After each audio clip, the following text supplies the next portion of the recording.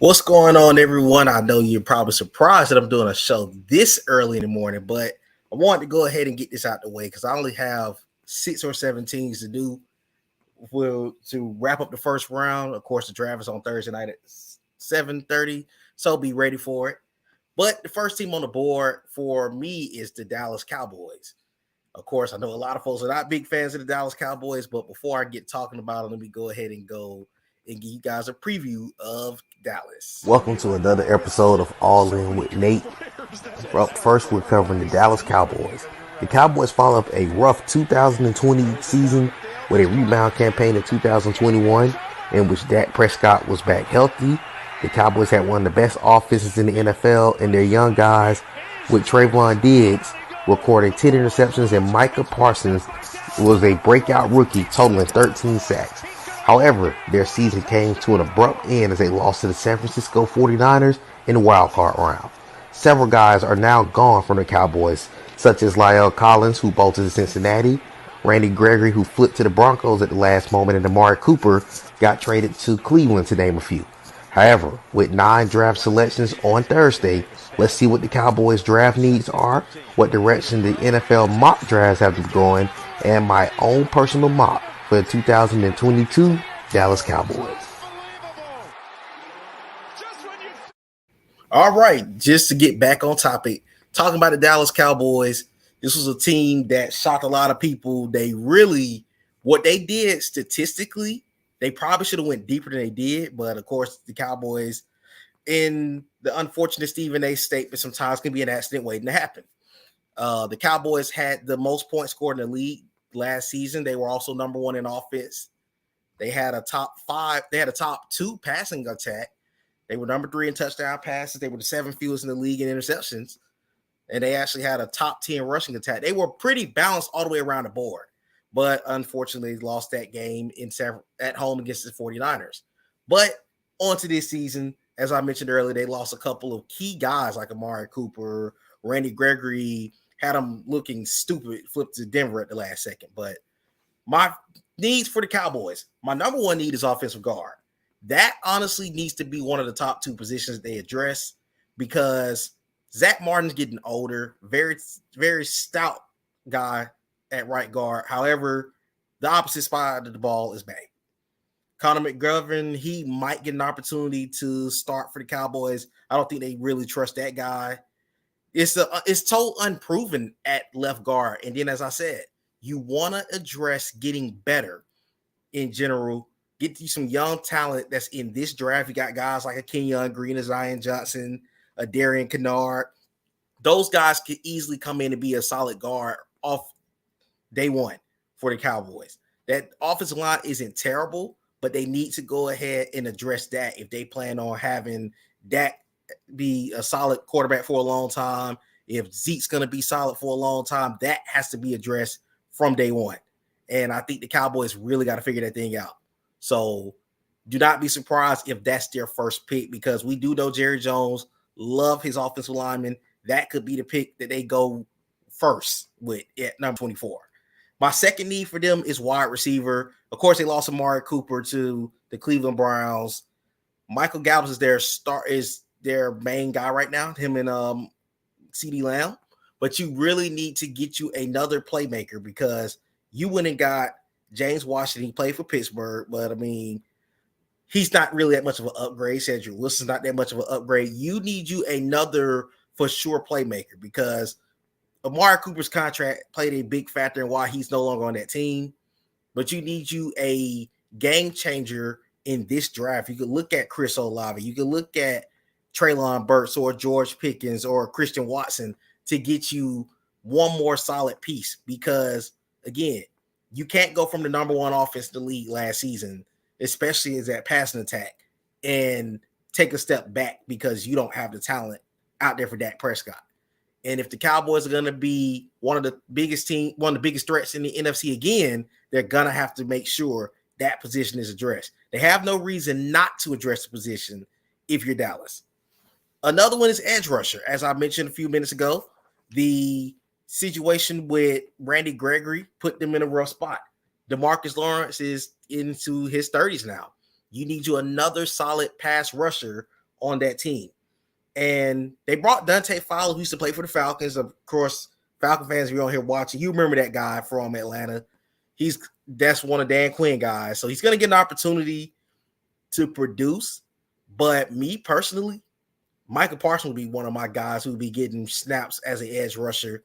I wouldn't even give it a chance of not giving that man shots at the end, because a edge rusher is what they're going to need to really keep that defense up and stout. You got you some pieces that you can build off of. Get you another guy, because again, DeMarcus Lawrence hasn't been DeMarcus Lawrence for a couple of years. So you need you a guy that's going to make an impact with the Cowboys immediately. You want to hit again like you did coming into Michael Parsons. So that's a big need that they could look into. And honestly, if I'm the Cowboys, best guy available. I could wait and get me a guard in the second round. A pass rusher, I can't wait on. I want me a pass rusher. I mean, they could wait to the day 2 and get a David Ojabo or Drake Jackson, but if you got you a solid guy, because one thing about the NFL draft, we all know, someone's going to slip.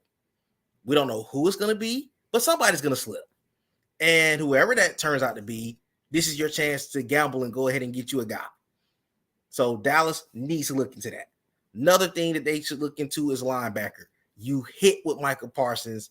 One thing I will, me personally, as a former, Dan Quinn was the Falcons head coach. He's pretty good at eyeing linebacker talent for the most part. They really hit with Michael Parsons. Jabril Cox was pretty talented last season for him, but of course he had an injury. So he's coming off of an injury. You really need to be getting you a linebacker, because Vander Bosch, I know he's on the team right now, and Jalen Smith used to be on the team, but those two guys aren't guys I'm sitting here looking to long term. I need me someone that's going to produce at that position. Let me go to the comments real quick. Quad, what's going on, cousin? Vel, what's up, bro? He said, I'll move Michael Parsons to DN and grab me a left end from Wisconsin. Absolutely. I would do the same thing. I like that. I like Chenal as well. I think Chenal is going to produce right the gate. So that would be a good move. I would like to see the Cowboys go after him. You were saying move. I know what you meant. You said Trayvon Walker. Yeah, he might go top 3. They're starting to make him odds as the number 1 pick in the draft. So that's going to be something to watch out for Thursday. But yeah, the Cowboys really looking to get them a solid linebacker. You have several pieces, and I'm going to go ahead and get it out of the way. There's no way if I'm going to get me a linebacker, I'm not looking at a Nakobe Dean or Coy Walker. And I'm not just saying this as a Georgia Bulldogs fan. Those two guys, one of those two with a Michael Parsons, would immediately turn that team into possibly a top 5 defense next season. Because again, if Michael Parsons can produce like that in Dan Quinn's scheme, there's no telling what those other guys can do. Let me go back to the comments. He said Leo got the highest pass rush in NCAA since Parsons breaking. Yeah, Leo's going to be a sleeper, and I don't know if a lot of people are paying him attention. I'm going to be intrigued to see where he falls to. I would love for him to be here. And this might be a funny need for Cowboy fans, but you need a kicker. Greg the Leg is not on the team. You got a couple of guys in this draft, like a Cade York out of LSU. I'm sure, Vel, you're very familiar with him. Cameron Dickers, Caleb Shaddad. You got you some pieces at a kicker. You want to have a solid kicker going forward. Of course, this is a 7th round pick. This is not no day 1 thing that I would say for the Cowboys. So let's get that out the way. We're not saying that they need to take a kicker early. They need to take one in the 7th round. Let's see. He said Greg the Leg was horrible. Yes, that was his worst season. That was his worst season. And he said have the power but not the accuracy. I agree. He had a very bad year for him to be at one point one of the solid kickers in his league. The last position I have for the Cowboys is tight end. I know they have Dalton Schultz, but to me, get you another guy. You don't know what the future may stand with him. And he's on a franchise tag, if I'm not mistaken. If I'm wrong, correct me, Cowboys fans, but I think he's on a franchise tag. And I'm not trying to pay a tight end that's on a franchise tag if he think he's worth more money. I'll get me a younger guy. Let's see. Bell said pull a Bengals, grab a kicker in the 4th or the 5th round.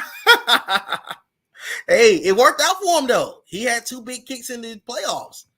And, okay, he is – okay, so, yeah, I'm not I'll give him a chance to see what he can do in 22, but I'm drafting me a tight end in the event it doesn't work out for us, or maybe down the road he says, I don't want to play on the tag, I want a contract. So I would rather get that problem out the way immediately. Okay, let me go to some of the comments. I'll touch on the Falcons soon, cousin. I'll probably do another show later this week about it before the draft. So just to give you a heads up on that. Let me name this off to you guys. To the mocks. Ryan Wilson and Christian Prasso out of CBS Sports have the Cowboys taking Zion Johnson, the guard out of Boston College, first round at number 24. Then we go to the next one. Josh Edwards and Pete Prisco has the Cowboys taking the center out of Iowa, Tyler Linderbaum. Very solid center. He's going to be immediately solid for these guys. And I cannot think of the center that used to play for the Dallas Cowboys. They need to address that position ever since he retired. I cannot think of his name. You got to let me know in the comments, Vale. I can't think of his name. Vale said Dawson's cool, but he's getting into his form, so his peak won't be as long. We only getting 2 to 3. Yeah, I agree. And I would be looking at a tight end in this draft at some point. So I agree with you on that.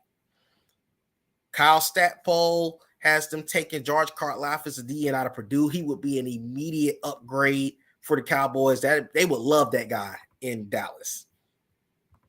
Travis Frederick, that was his name. I couldn't think of his name at the moment.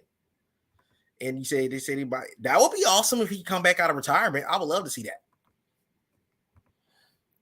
Let's see. Walter Football also has them taking Zion Johnson out of Boston College as well. I see a lot of it leaning towards the Cowboys taking a guard.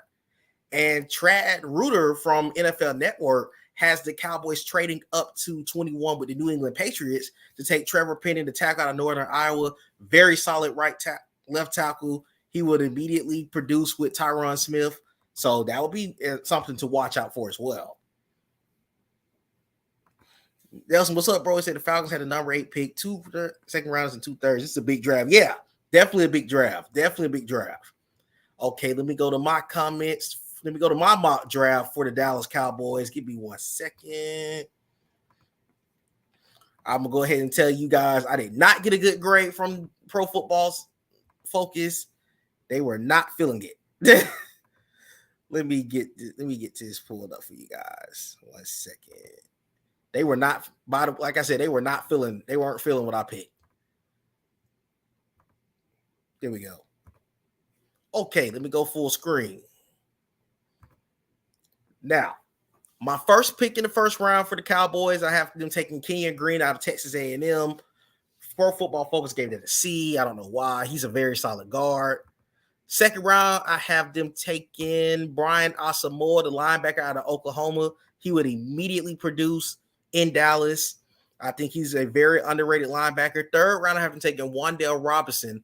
Wan'Dale Robinson is getting a grade of a D, but he at one point was getting first round looks like before the season, like before college season was over.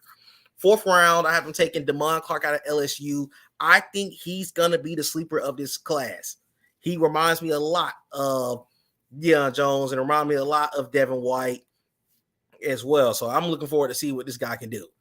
Fifth round, they have him taking Tyson Anderson out of Toledo. He's the guy who is starting to fly up the draft boards in the last couple of days. He's going to be a guy to watch out for and see how far he goes or how low he drops. Also have him taking Jake Ferguson out of Wisconsin.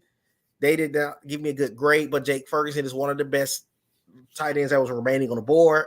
Also have them taking Jason Poe, the guard out of Mercer. He's getting a lot of good looks as well. He's coming up the board also. Also have them taking Charleston Rambo out of the Miami in the fifth round. They gave me a F. They were not feeling that pick, but Charleston Rambo was actually decent for Miami. Sixth round, I have them taking Chris Allen out of Alabama. They gave me a pretty good grade. Overall, they gave me a grade of a C+. Go to the comments. Vale said, oh, man, I wish you would have told me that sooner. I'd have put it on here. But he did a great mock draft as well on the Dallas Cowboys. I'm going to have to show it at some point. Vales also said Jabril Cox. Yes, he is from LSU too. I definitely remember that. So that's what I have to say about the Dallas Cowboys. I'm going to step over to the next team on the board, which is the Arizona Cardinals. Before I start talking about them, let's get a quick preview of them. Up next on the board are the Arizona Cardinals. This was one of the hottest teams in the NFL to start the 2021 season, as they were the last team left in the NFL undefeated at 7-0.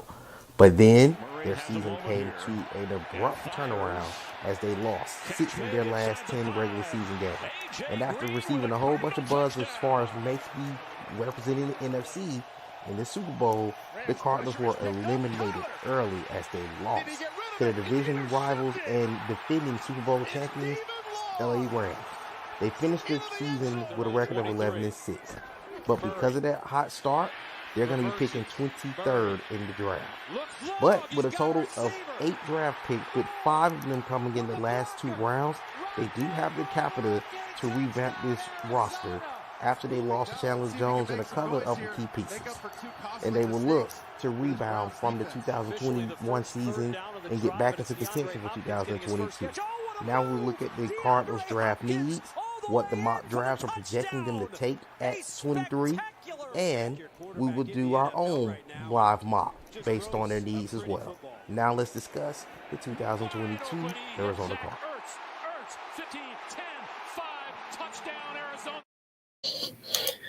Had a little technical difficulties on that. I'll make sure that's fixed for the next one. But as it said, we're talking about the Arizona Cardinals. The Cardinals got off to that hot start. I thought the Cardinals was a big threat to win the NFC early on, and then they just fell apart in the second half.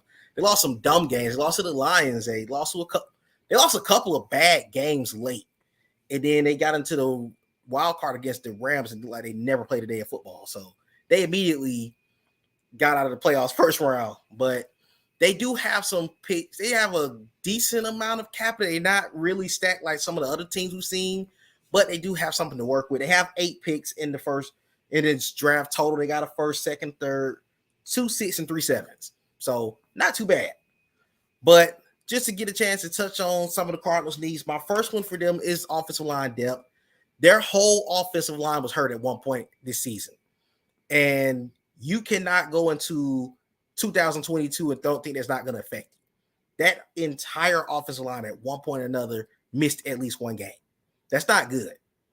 So they're going to be returning their 4 and 5 guys. They end up losing Max Garcia in free agency, and then they signed Will Hernandez. He's not really the greatest offensive lineman, but you got somebody that you can work with. They still got Josh Jones, that they drafted a couple years ago to play right guard.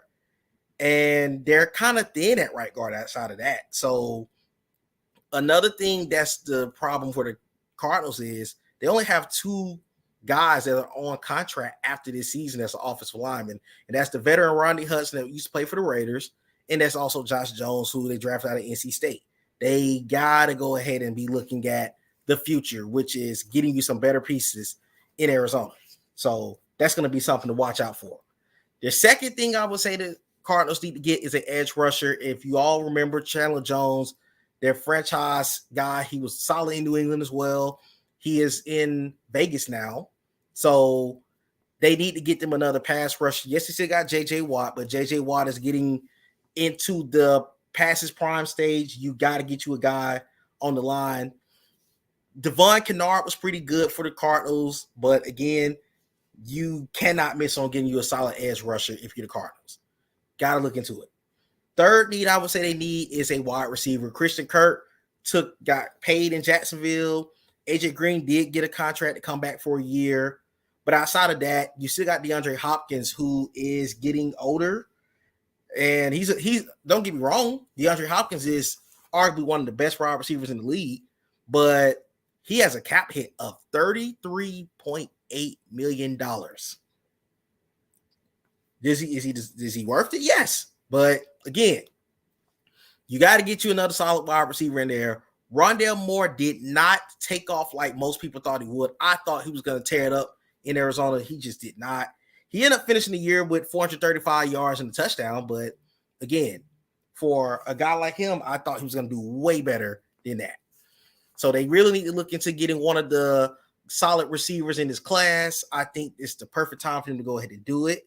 And then honestly, Cliff Kingsbury don't have a lot of options outside of DeAndre Hopkins. And if you're trying to keep Kyler Murray here long term, who is also up for contract entering 2022, you got to put some pieces around him. Maybe go to the comments. Val said, good stream. Appreciate that, bro. I appreciate that. What's up, Aaron? What's going on, bro? So, yeah, they got to get some pieces in there if you're the Cardinals. My next need for the Cardinals would be they need to look into getting them a corner. Because when you look at the corner situation in Arizona, Byron Murphy is their best corner, and they don't have a lot of depth there. They brought in Jeff Gladney, who used to play for the Vikings, but none of those guys, to me, threaten anything on that defense. And the Cardinals have a decent enough front seven to get away with a lot. So they got to look into getting them better. They got to get better on that group. And it's funny because without solid corner play, they were actually top 10 as far as pass defense. They gave up only 3,500 yards, if that. As you can see at the bottom screen, they gave up 3,600 yards.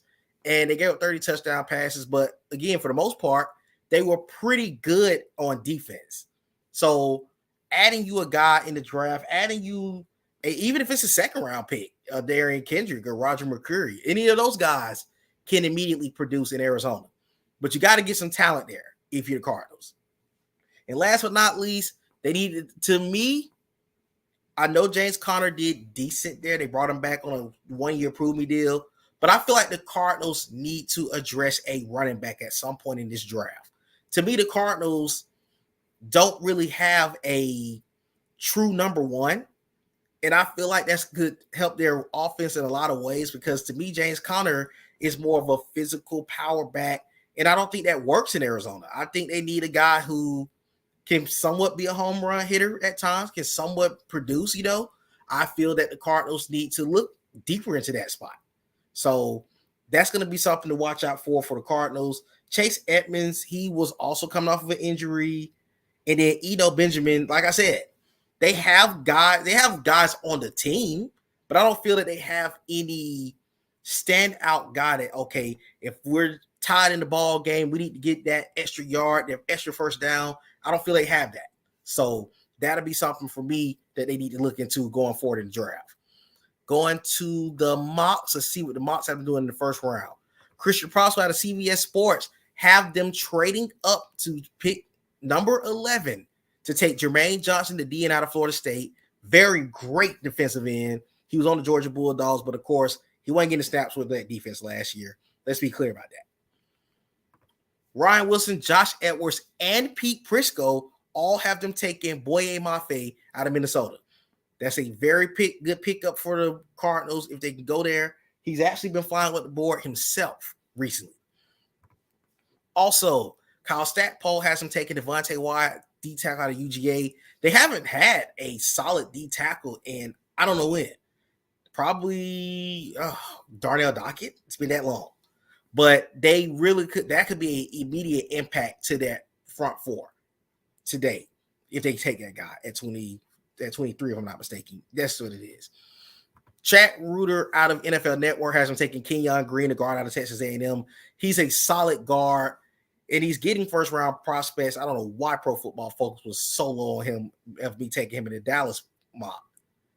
And last but not least, Walter Football has him taking George Karlaftis out of Purdue. He's like I said, he at one point was getting top 10 looks, but I just think that his stock has fallen over the last couple of days, and it's not bad. I mean, he's still a first-round prospect, but I think he would fit well in Arizona. Now to my mock. Let me pull my mock up. Give me 1 second.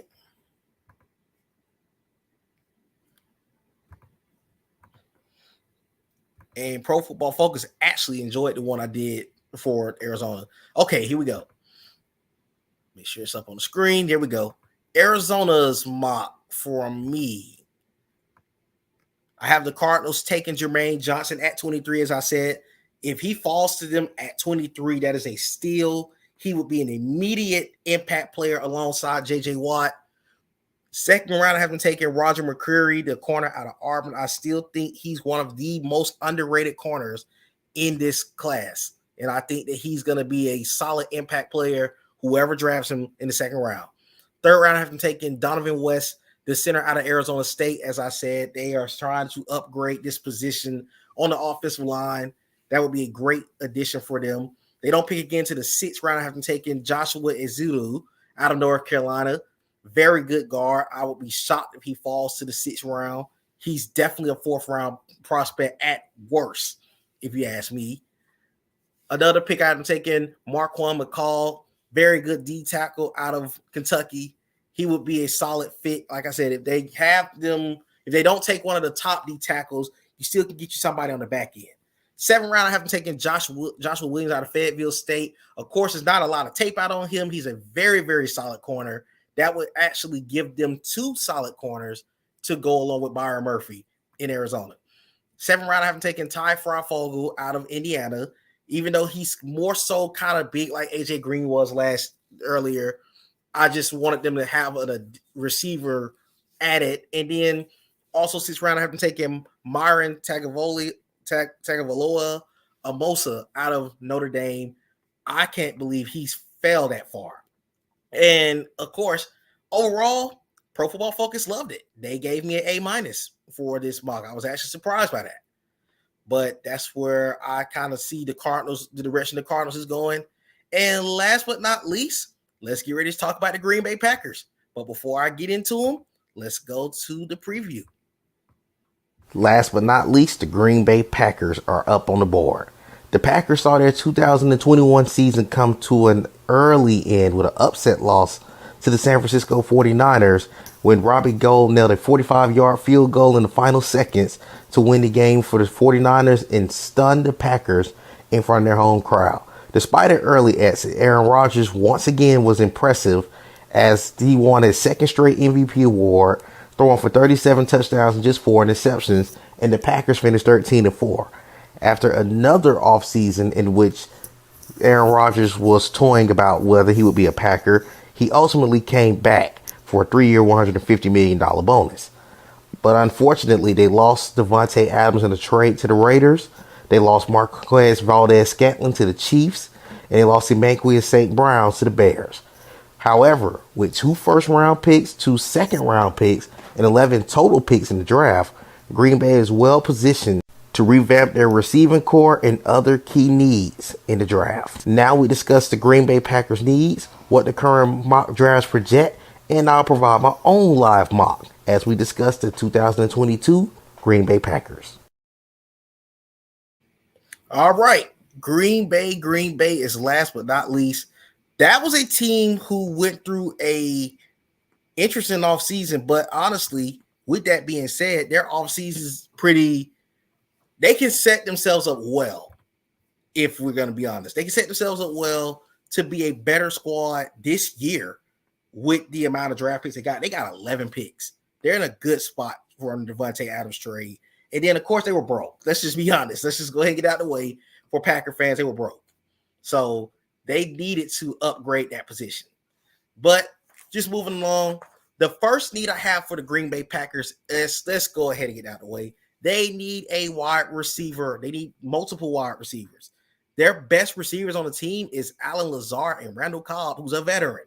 They need someone. They need 2 to 3. They could use 2, 3, maybe 4, honestly, at wide receiver.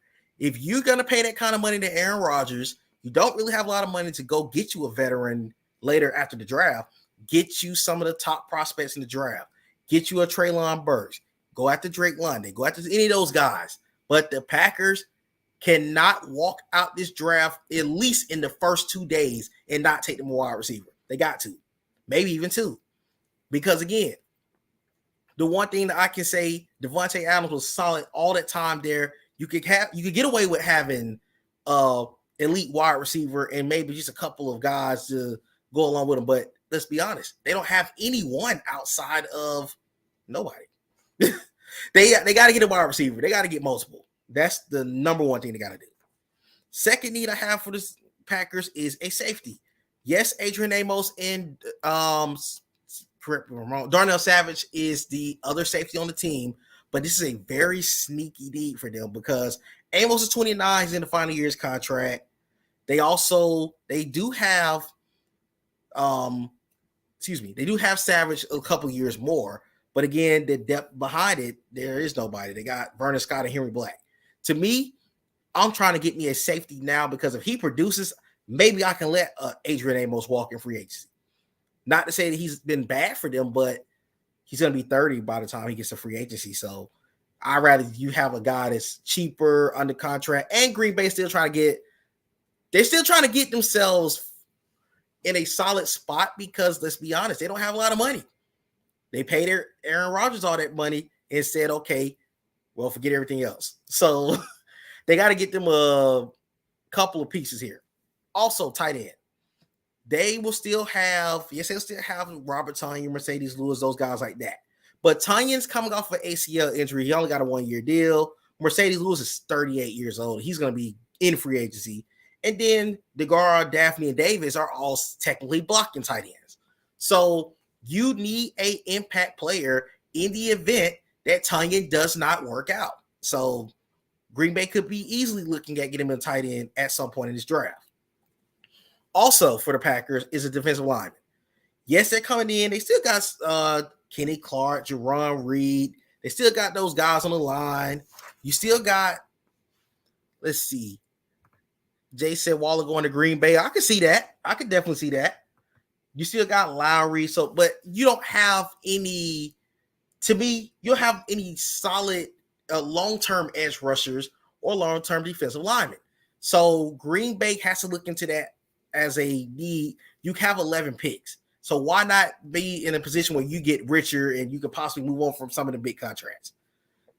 Next thing for the Packers is the offensive line. The Packers have drafted an offensive lineman literally every single year. So they've been doing pretty good at that. But here's the problem. Billy Turner's gone. Lucas Patrick is gone. Elton Jenkins, who's been really solid out of Mississippi State, he's coming off of an ACL injury.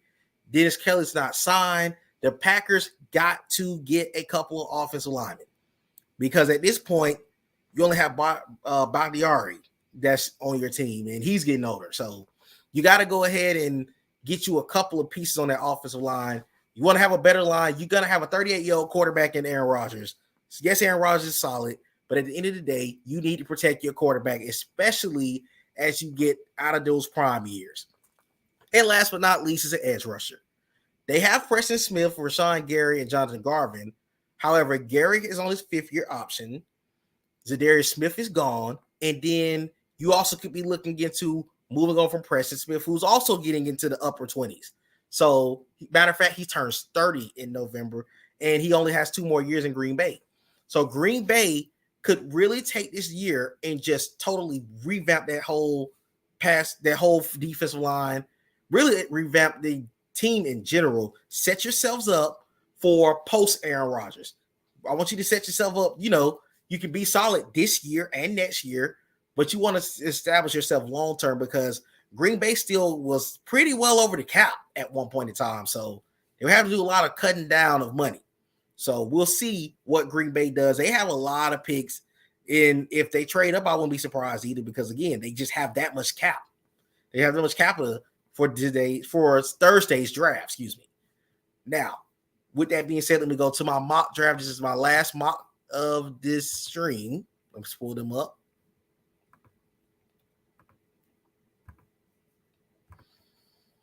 Mock draft simulator. Let's get to it.